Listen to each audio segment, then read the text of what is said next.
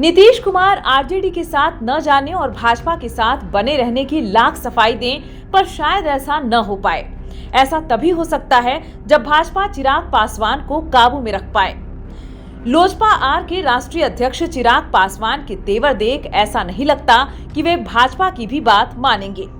ऐसा कहने का बड़ा आधार यह है कि बिहार में नीतीश कुमार एनडीए के नेता हैं। भाजपा उनके मातहत चुनाव लड़ने की घोषणा कर चुकी है।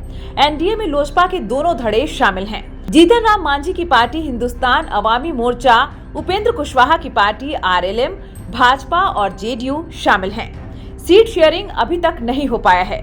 सच तो यह है कि सीट बंटवारे की बातचीत भी शुरू नहीं हुई है, जबकि चिराग पासवान विधानसभा सीटों पर अभी से उम्मीदवार घोषित करने लगे हैं। चिराग पासवान की योजना विधानसभा चुनाव के पहले सभी 243 सीटों पर दौरे की है।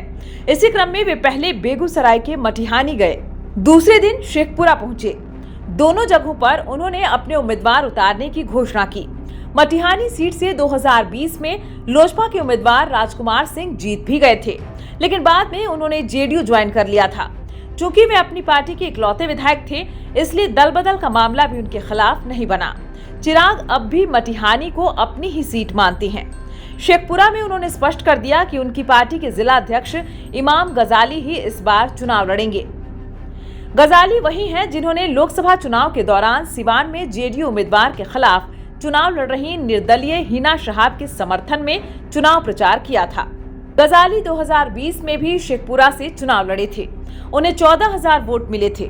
जेडीयू प्रत्याशी को 50,000 वोट पड़े, पर 56,000 वोट आरजेडी उम्मीदवार को मिले और 6,000 वोटों से आरजेडी उम्मीदवार की जीत हो गई। चिराग पासवान के इस कदम से नीतीश कुमार को सर्वाधिक परेशानी हो सकती है। पिछले विधानसभा चुनाव में भी चिराग पासवान ने ऐसा ही बखेड़ा किया था। उन्होंने जेडीयू उम्मीदवारों के खिलाफ अपने प्रत्याशी मैदान में उतार दिए। भाजपा की भी इक्का दुक्का सीटों पर उनके उम्मीदवार थे। इतना ही नहीं, भाजपा और दूसरे दलों में टिकट से वंचित नेताओं को भी उन्होंने टिकट दे दिया। इसका नतीजा यह हुआ कि जेडीयू को तकरीबन 3 दर्जन सीटों पर नुकसान उठाना पड़ा। नीतीश कुमार तब से ही चिराग से खार खाए हुए थे। लंबे समय बाद इस बार लोकसभा चुनाव के दौरान दोनों के बीच रिश्ते तब सामान्य हुए जब चिराग की एनडीए में वापसी हुई। भाजपा ने भले चिराग पासवान को उनके चाचा से अधिक तवज्जो दी है, लेकिन वे उसे भी आंख दिखाने से परहेज नहीं करते। चिराग को नरेंद्र मोदी ने अपने मंत्रिमंडल में जगह दी। वे भी चुनाव होने तक अपने को मोदी का हनुमान बताते रहे, लेकिन मोदी सरकार के फैसलों पर जिस तरह उन्होंने स्टैंड लेना शुरू किया है, उससे लगता है कि वे एनडीए में बगावती तेवर अपनाने की ठान चुके हैं। बिहार में विधानसभा की कम से कम 40 सीटों की हिस्सेदारी की वे बात कर रहे। झारखंड में भी उन्होंने दावेदारी की है।